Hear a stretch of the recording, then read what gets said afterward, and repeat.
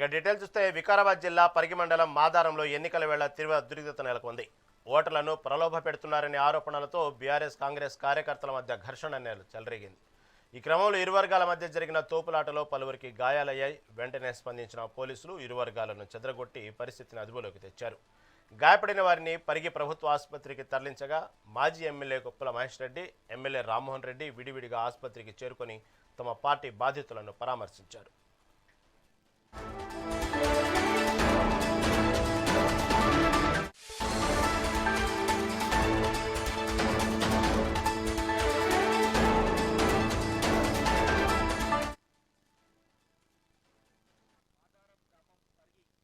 మరియు పరిగి నియోజకవర్గంలో మా కాంగ్రెస్ పార్టీ నాయకుడు మరియు వార్డు సభ్యుడిగా ఇప్పుడు ఎన్నికల్లో బరిలో ఉన్నటువంటి సాయిరామ్ను తీవ్రంగా బీఆర్ఎస్ కార్యకర్తలు నాయకులు కొట్టడం జరిగింది. ఆయనకు రక్తం కూడా కారుతుంది. ప్రజల లోపల చెడ్డ పేరు వస్తున్న ఉద్దేశంతో మాజీ ఎమ్మెల్యే మహేష్ రెడ్డి ఆయన యొక్క మిత్ర బృందం అంతా కూడా కలిసి రంగాపూర్ గ్రామానికి విచ్చేసి అక్కడ కాంగ్రెస్ పార్టీ నాయకులే దౌర్జన్యం చేస్తున్నారని చెప్పి తప్పుడు మాటలు పడుతున్నారు.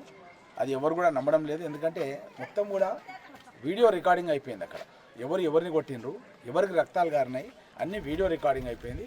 ఆ వీడియో రికార్డింగ్ అయిన దాని ప్రకారం తదుపరి చర్యలు పోలీసులు కానీ ఇంకోరు కానీ ఏం తీసుకోవాలో వాళ్ళు చర్యలు తీసుకుంటారు. ప్రజలు ఎవరు కూడా నమ్మే పరిస్థితి లేరు.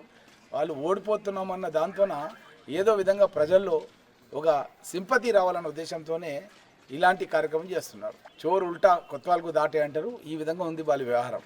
ప్రజలందరూ కూడా గమనించాలి. నా మనవి. మీరు